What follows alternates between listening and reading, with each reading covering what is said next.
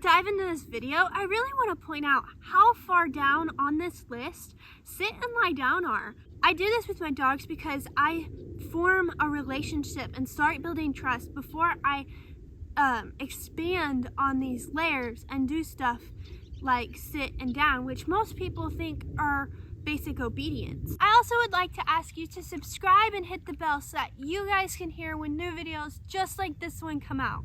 And for those of you who are wondering why Ellie Mae is in this video and not Elmer, because this is Elmer's series, it is because she wanted to hang out with me today, and you can't see it, but Elmer is right outside the camera waiting for his turn.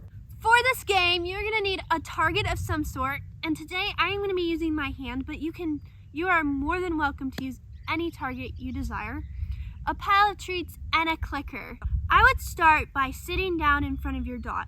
The reason this is because it shrinks your training bubble instead of standing up. When your bubble is really tight, your dog picks things up faster. Anyways, start by holding the target under your dog's nose and then slowly bring it down to the ground so that your dog follows it. Your dog can be sitting or standing to begin with. It really doesn't matter. Anyways, you're gonna wanna mark your dog for when he starts to follow the target. It doesn't have to be a full lie down at this point. Mark and reward that. You can also use a verbal marker for this. If you're gonna do that, I would choose something like good, which is short and fast. Short and fast is key at this point. And you also may be wondering, why wouldn't I say cookie? Because you already built value for that word when you were earlier on in the series. And here's the trick. Good means, yes, that is exactly what I want of you. And then you followed it up with cookie, which means I'm gonna be delivering something to you from my hand. Remember, because cookie means deliver from the hand, search means find something on the ground. Does that make sense? Phew, we got a little sidetracked there, but let's get back on. So basically, you're gonna reward your dog for partially lying down, and then the time he lays down the first few times, you're gonna give him a jackpot of like 3 or 4 pieces of your treats. Then reset and keep going. Once your dog is consistently following the target to lie down, we're gonna change it to a visual cue by fading the target. I prefer to do the visual cue because dogs seem to pick up on it faster, but you can do either, just not both. I'll explain this in a moment. Simply make your target less and less obvious and then change it into like a finger pointing to the ground or something similar. After several repetitions, your dog will start to get the hang of it.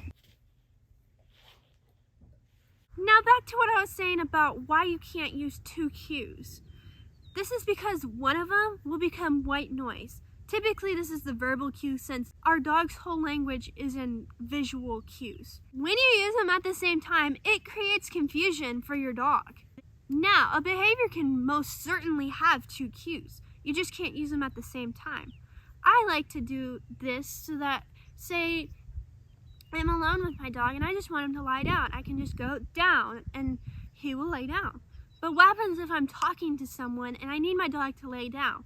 Well, then I can just point and they'll lay down. You see how it can be useful to have 2, but if you use them at the same time, then one of them will stop working. To add your second cue, you would simply teach it the same way you did with the first one, just switching out the cues. That is all for this video. Have a wonderful day, guys, and I will be seeing you in the next video.